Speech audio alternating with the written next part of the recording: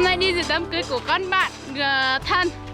Nhưng mà cái con đường như vậy này, các bạn ơi, mình phải bước vào 2 tiếng. Không biết là đi đến rồi có ăn nổi thịt không nữa, nhưng mà thân quá nên phải đi thôi. Đây là uống này. Như anh lắm, mấy người ta cầm về đâu đưa lên cho anh uống nào mấy. Giống như gì không mà. Hello bạn. Bạn đang đi đâu đấy bạn? Mày đừng có ấy nữa, tao mệt lắm rồi, tao không có thời gian để chắn rồi. Nếu có sức nữa đâu mày ơi. Mày để sức tao đi cái coi. Chắc là mình thấy mình nữa mà. Chắc mình thấy.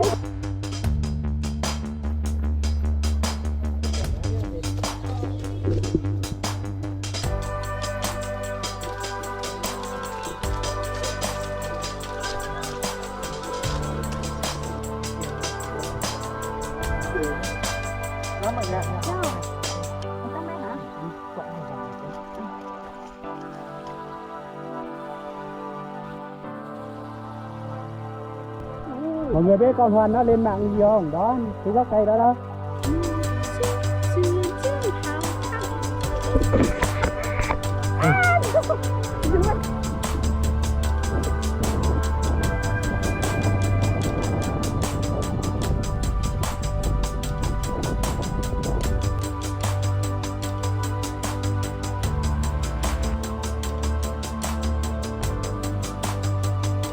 Thu.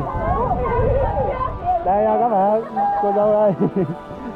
Anh ơi, đúng anh Thu, ông còn có thời gian đi quay video nữa không? Đúng rồi, là quay quý tế được. Đúng rồi, quay máy thì đúng rồi. Tao đi đám cưới mày đến lớn thế thầy của tao không được quay. Cô dâu quay vào đây coi. Chào các Bạn Hoa chưa à? Đây là cô dâu mà mình lượn nè. Đây là cô dâu mà mình lần lượt đứng xa tới đây các bạn. Đây quay cái mặt nó tàn cô luôn á, trời ơi. Cho thân cỡ này đấy. Mày nói gì với tao đi chứ? Cảm ơn các bạn đã đến, nhưng mà thực sự là hôm nay có rất là nhiều người đang đến, nhưng mà mưa có họ phải ngừng tất cả mọi cuộc chơi ở đây. Có xuống không? Không xuống, thằng này ở trên đấy mưa to.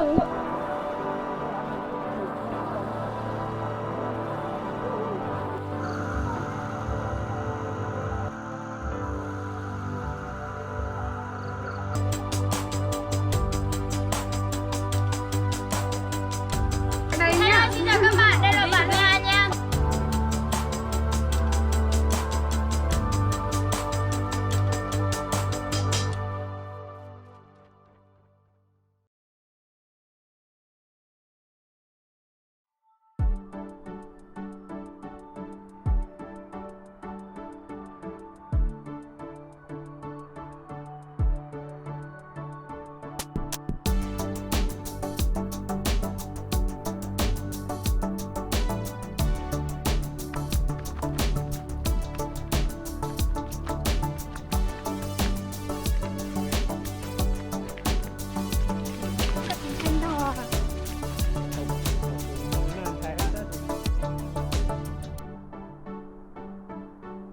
Tao chả biết là cái gì hết.